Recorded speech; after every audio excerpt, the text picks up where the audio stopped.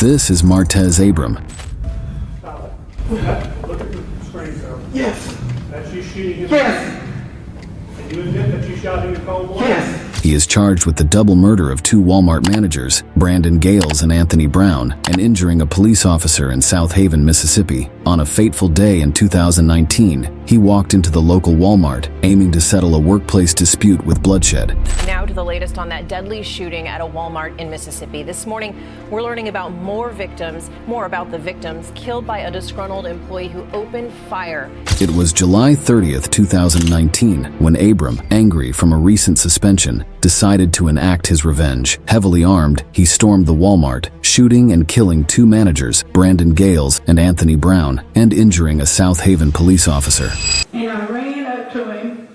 I kneeled down, and I looked at him. I said, Anthony, honey, please say Casey one more time. Just say Casey one more time. Brandon was the most loving and caring, hardworking young man that I know. And he truly loved his family. As tension peaked in the courtroom, everyone was caught off guard by the sudden capitulation of Abram. An open meltdown took him over. Stop it. Look at the screen, sir. Yes. That's you shooting him? Yes. And you admit that you shot him in cold blood? Yes. Let's see. Now it's time for justice. A guilty verdict has been turned in by the jury, and the judge is about to lay down the sentence. In count 1, I will sentence you to death.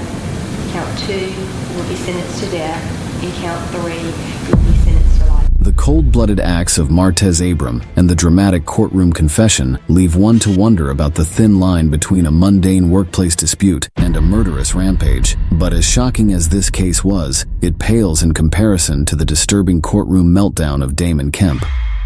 This is Damon Kemp. He is charged with the double murder of his roommates in Daytona Beach, Florida. Police were called to investigate a burglary at an apartment complex, and it was here that Kemp allegedly confessed to the murders. He was originally staying with his two roommates when both individuals were shot several times in the apartment. During Kemp's bond hearing, he is escorted into court in a wheelchair. God! God! God! God!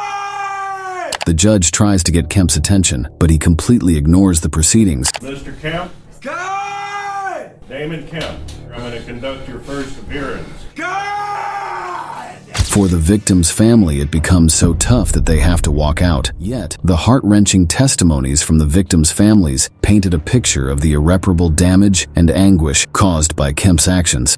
I called him a child of God so that he understand he had a higher purpose in this world. He used to say that he wanted to be a police officer, and you know that's dangerous. In May, the gavel sealed Kemp's fate as he was found guilty, sentencing him to 3 life terms. The eerie calmness after his outbursts felt like the lull after a devastating storm. Damon Kemp's courtroom meltdown was a window into the disturbing and sometimes dark realities that unfold in courts. But how does his meltdown compare to the mind-numbing case of Joseph Mcenroe?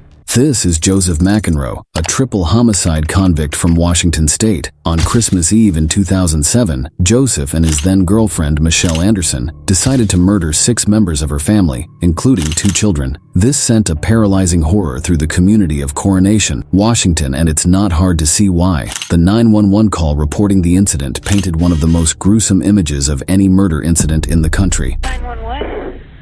There's been a murder. There's 3 people dead that I can see right now. Inside? I just came up. She works with me. Inside the house? Yes. What do you see? There's a baby and a man and a woman, and she's my best friend. Now, in court, a tense atmosphere enveloped the room. Every eye was on Mcenroe as he faced a grueling cross-examination. He remained cold and unbothered through most of the trial. So I moved quickly forward into the down the hall and into the down the hall into the kitchen, and she comes around from the other end of the kitchen. You said you moved forward. What is forward? Is this from right to left? But again, you've got a point here. No bullets have been fired, right? Do you recall what was going through your head as you pulled the trigger and shot the gun at Wayne?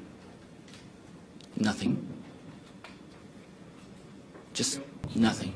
But the facade crumbled during his sentencing trial. His recount of the gruesome murders triggered an unexpected meltdown, shedding a haunting light on the dark abyss within. We're going to talk about what happened on December 24th, okay? Yes. What were you doing during those 4 weeks? Is it to bait a trap? No, it's because we can't just leave these dead people here, okay? So I went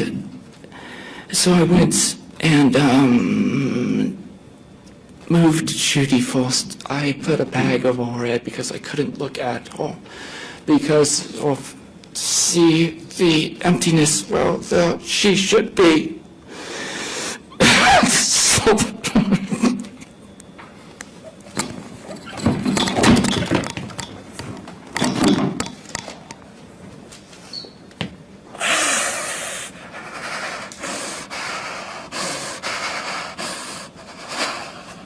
Harshly condemning McEnroe's cowardly act, the presiding judge will now deliver the sentence. In a matter of moments, you became their judge, jury, and executioner. They were defenseless before you as you wielded your firearm. There was no opportunity for them to save themselves, to obtain a reprieve, or to save each other. They were cowardly ambushed on Christmas Eve, a time when they expected nothing but joy and goodwill. Although your life has been spared, Mr. McEnroe, this court now sentences you to the harshest sentence otherwise available under the law. Life imprisonment without the possibility of release or parole on count 1 for the murder of Wayne Anderson. Life imprisonment without the possibility of release or parole on count 2 for the murder of Judy Anderson. And life imprisonment without the possibility of release or parole on count 6 for the murder of Nathan Anderson. Despite the life sentence, McEnroe, showing no signs of remorse, is appealing the sentence and verdict. Joseph McEnroe's courtroom meltdown showcased the emotional tumult of a merciless killer. How does it compare to other shocking courtroom scenes, like in the case of Jacob Morgan? This is Jacob Morgan, who at 17 years old was found guilty of setting a house fire that killed a family member in Rock Hill, South Carolina. Morgan was left alone to look after his 14-month-old stepbrother, and reportedly, prosecutors said Morgan intentionally set the fire that killed his family member. In court, Morgan is at a probable cause hearing. Listen as the judge speaks. So therefore, I am going to find that there is probable cause to charge the individual for General Sessions Court for both charges.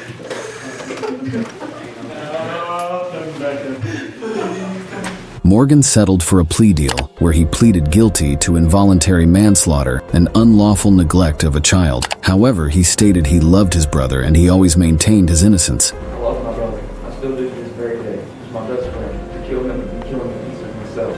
And I just wish I could have gotten to him in time. Morgan was sentenced to 15 years in prison, but after serving only 7 years, he reported he was released.